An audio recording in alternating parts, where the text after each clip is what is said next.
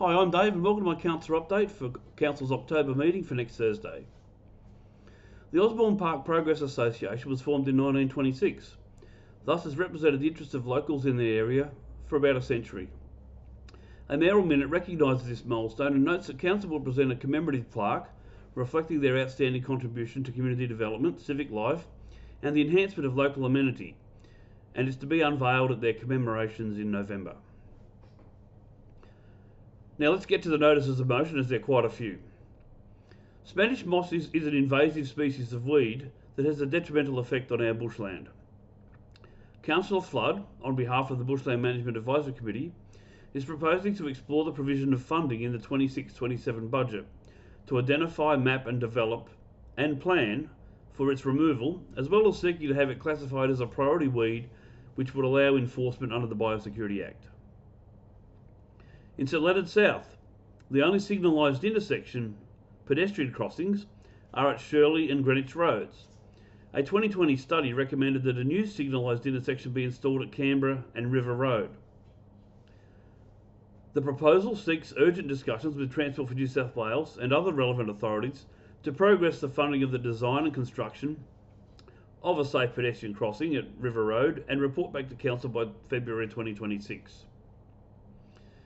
Speaking of St Leonards, with all the construction progressing around that area, in particular, local residents are continually having to deal with dust, noise and construction worker parking issues. A proposal is presented which seeks for Council to provide funding in the 26-27 budget for dust and monitoring devices to be provided to compliance officers. It also seeks to require a parking plan for construction workers be submitted with any major development application. There are two motions noting Lane Cove Council's recent successes since 2021 to 2025. The first recognising the wonderful work of our council staff in these achievements, and also recognising us just recently being named Australia's most livable community in 2025. There is a proposal to consider urgent reform of the definition of residency as it relates to land tax exemptions, including the principal place of residence exemption and the application of foreign owner surcharge thresholds. Councillor Bennison also has a proposal for Council to submit a motion to Local Government New South Wales Conference calling for the abandonment of net zero.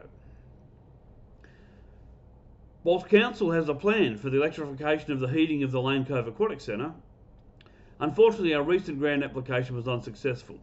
We have, however, made a round 2 grant application, but it's proposed that Council provides a roadmap with costs and scheduling for its conversion to be presented at a Council workshop in December or February 2026.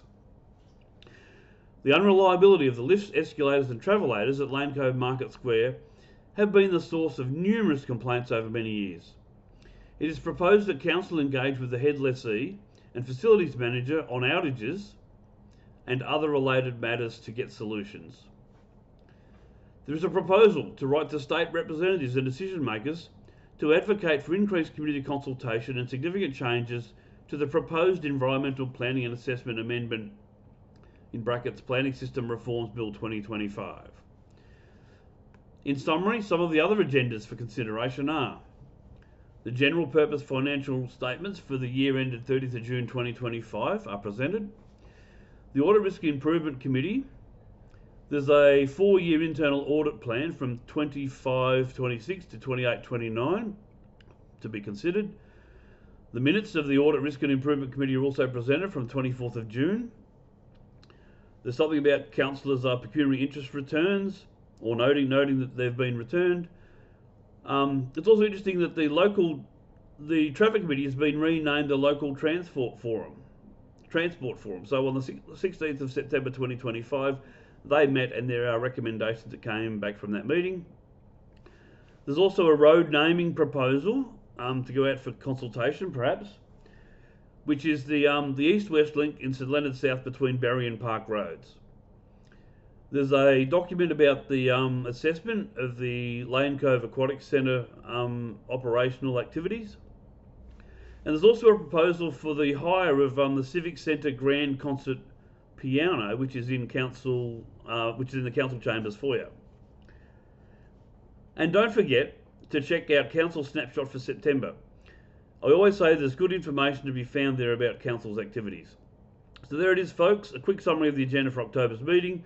As always, you can contact me anytime via phone or email. Till next time, Dave out.